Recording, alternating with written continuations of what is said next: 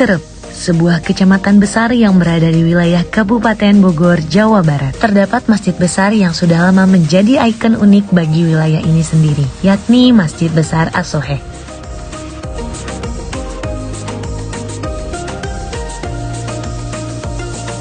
Wilayah ini juga terdapat ratusan pabrik industri kecil maupun besar, diantaranya adalah PT Arga, PT Aski, bahkan PT Indosemen yang merupakan pabrik terkenal. Citerep memang menjadi salah satu industri di Bogor, di mana sejarahnya tidak bisa dipisahkan dari sosok penyebar agama Islam di Banten yang pertama kali membuka kawasan Citerep, yakni Raden Sakeh, yang juga disebut sebagai Pangeran Syarifuddin Soheh.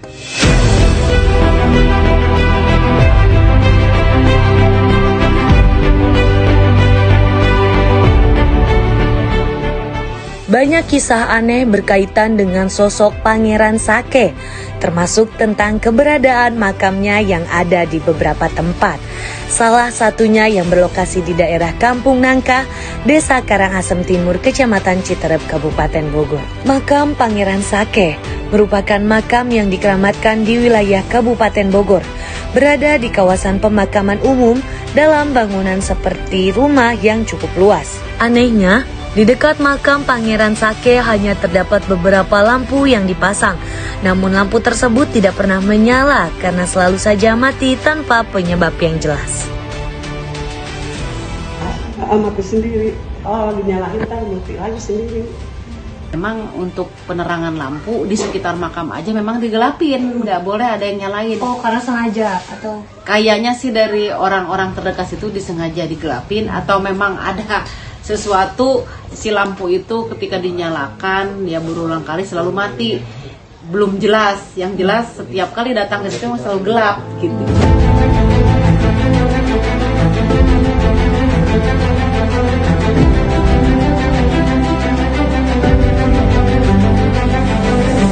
Makam Pangeran Sakeh ditutupi keramik cantik yang menjulang tinggi ke atas. Sementara kanan dan kiri di sekitarnya ada beberapa makam kerabat dari Pangeran Sakeh. Anehnya, ada beberapa makam saja di sekitarnya yang terdapat batu nisan, namun tidak dapat diketahui identitas makam tersebut.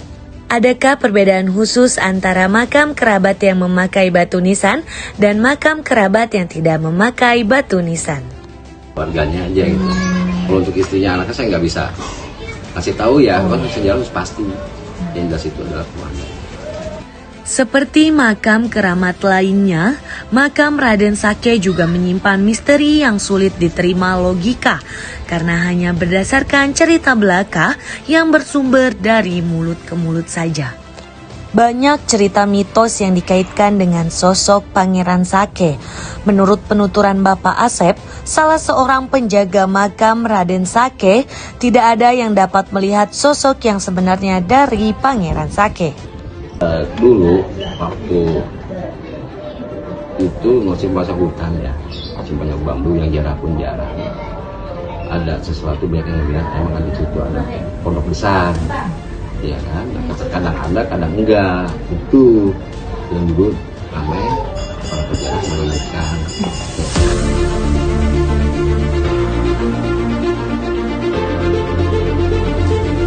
Namun, Bapak Asep sendiri mendapatkan amanat langsung melalui mimpinya dari Raden Sakeh untuk dapat menyantuni anak yatim, fakir miskin, dan juga para janda. Saya dapat petunjuk dari dia, tolong santuni anak yatim, fakir miskin, janda. Itu saya pernah dapat, itu aja.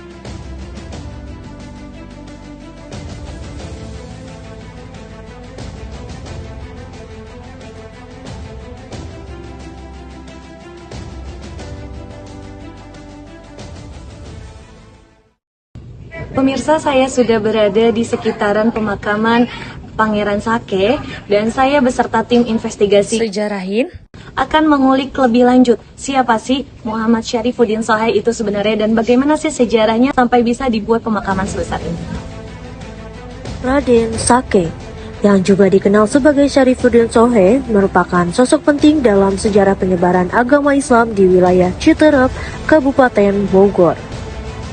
Sebagai pangeran dari Kesultanan Banten dan keturunan Syarif Hidayatullah, Raden Sake memiliki peran yang sangat penting dalam memperkenalkan ajaran agama Islam di wilayah tersebut. Makamnya yang terletak di Kampung Nangka, Desa Karangasem Timur, kini menjadi situs keramat yang banyak dikunjungi peziarah dari berbagai daerah. Berkat adanya situs Basake ini kan jadi berkembang, maju, tumbuh, peziarah pun bertambah gitu. Bahkan sekolah dari pesantren Fajrussalam yang dari Sentul pernah ngelihat ada rombongan beberapa bis santrinya berziarah ke Pangeran Sake. Sampai berjejer di depan masjid, di depan majelis, di depan gangnya Basake itu santri Fajrussalam yang ada di Sentul itu berziarah ke makam Pangeran Sake, Pangeran Sohe. Pada masa silam, wilayah Citerep masih berupa hutan lebat. Pangeran Sake beserta para pengikutnya membuka kawasan ini menjadikannya pemukiman sekaligus pusat dakwah Islam. Masjid As-Soheh di kawasan ini menjadi saksi perjuangan dakwahnya. Dari masjid inilah cahaya Islam menyebar ke berbagai penjuru Bogor, Cibinong, Cilengsi hingga Cibarusah di Bekasi. Namun, perjalanan hidupnya tak selalu tenang. Pangeran Sake juga dikenal sebagai pejuang melawan VOC Belanda, menolak tunduk pada kekuasaan kolonial seperti sebagian kerabatnya. Karena sikap beraninya ini, beliau sempat ditangkap dan diasingkan di Sri Lanka sekitar tahun 1740-an. Kini, makam Raden Sake dirawat dengan baik dan dilengkapi dengan bangunan beratap untuk menampung banyaknya peziarah yang datang. Hal ini menunjukkan betapa besar pengaruh Raden Sake di kalangan masyarakat hingga saat ini. Namun, meskipun sosoknya sangat dihormati, banyak aspek dari kehidupan Raden Sake yang masih menjadi misteri. Seberapa penting gitu Teteh untuk mengenal? Kalau dibilang seberapa penting, pasti penting karena bagian dari keluarga. Karena kita kalau ditarik silsilah keturunan ke atasnya kan nyampe ke beliau. Jadi apalagi kita mendengar beliau adalah orang soleh, apalagi salah satu cucu cicit keturunan Sunan Gunung Jati, Wali Songo yang 10 ya.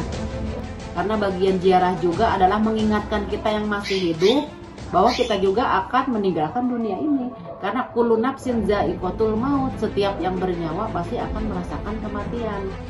Tahun kelahiran dan wafatnya tidak tercatat dengan jelas dalam sejarah. Dalam catatan Belanda, Raden Sake disebut juga sebagai tuan tanah pertama di Citerep, yang menjual sebagian tanahnya kepada Johan Andries Baron van Hagenhof pada tahun 1756. Penjualan tanah ini menandai awal dari perubahan besar di wilayah tersebut, yang kini menjadi salah satu daerah berkembang di Kabupaten Bogor. Dalam cerita yang beredar bahwa Pangeran Sake dihormati dan disegani oleh umat Tionghoa karena ia melindungi orang-orang Tionghoa saat terjadi insiden geger Cina sekitar tahun 1740-an. Pada saat itu, terjadilah aksi pembunuhan massal genosida di Batavia oleh orang-orang Belanda yang jumlah korbannya ribuan. Bahkan mayatnya dibuang ke Sungai Bangke, kini disebut Kali Angke di Jakarta. Saat itu terjadi eksodus orang-orang Tionghoa dari Batavia ke wilayah Bogor, seperti ke Cilengsi, Ciampea, dan Citerep.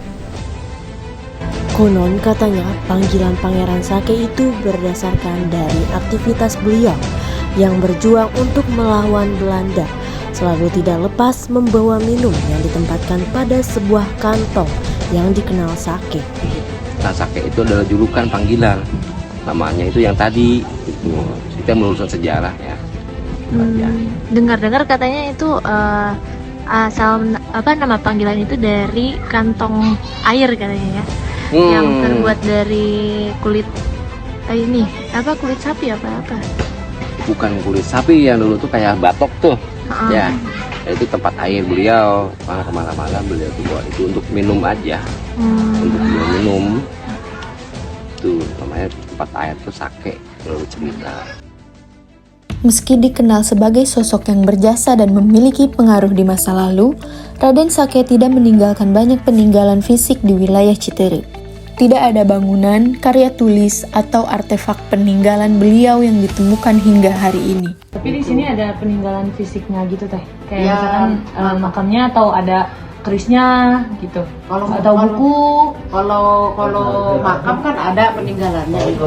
Tapi kalau yang buku-buku itu ya kita sekarang balik lagi buka situs sejarahnya aja. Paling di sekitar makam mah ada beberapa nisan anggota keluarganya saja. Lalu kalau bicara buku-buku arsip begitu ya adanya paling kitab-kitab, bacaan-bacaan Yasin agar peziarah itu memudahkan untuk hadiah tawasul di makam.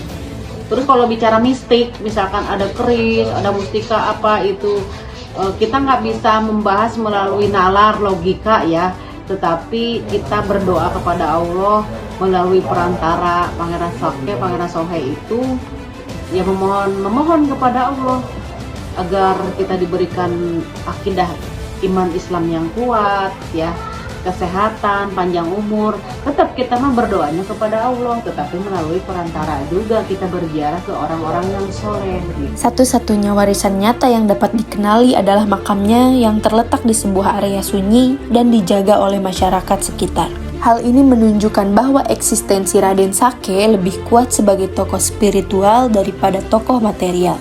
Masyarakat setempat lebih mengenang beliau melalui cerita lisan, ziarah rutin, serta nilai-nilai kebijaksanaan yang diwariskan secara turun-temurun. Tidak adanya peninggalan fisik justru memperkuat kesan bahwa sosok beliau lebih ditanamkan dalam ingatan dan nilai-nilai budaya masyarakat lokal daripada sekedar dikenang lewat benda. Dalam tradisi Sunda, nama Sake seringkali dihubungkan dengan Raden Sake atau Eyang Sake, yang dianggap sebagai sosok leluhur atau tokoh karismatik. Namun, secara khusus, Sake tidak memiliki arti harfiah dalam bahasa Sunda, melainkan lebih kepada nama gelar atau panggilan kehormatan terhadap seseorang yang dianggap berjasa atau memiliki kedudukan spiritual. Nama ini bisa jadi adalah bentuk lokal atau pelafalan dari nama tokoh Islam atau bangsawan zaman dahulu. Pada awalnya, makam Pangeran Sake terbilang sederhana, jauh berbeda dengan sekarang.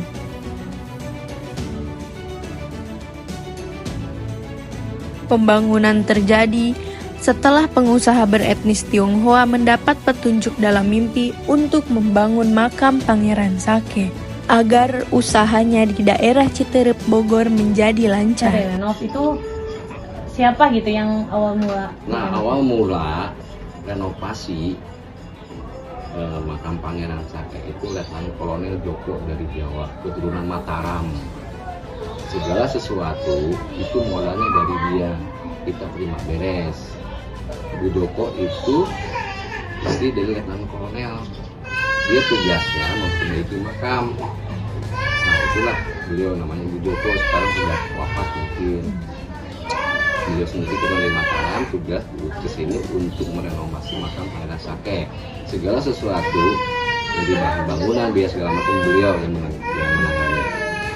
Itu sejarah awal renovasi makam Pangeran Sake oleh Bu Joko dari istrinya Letnan Kolonel.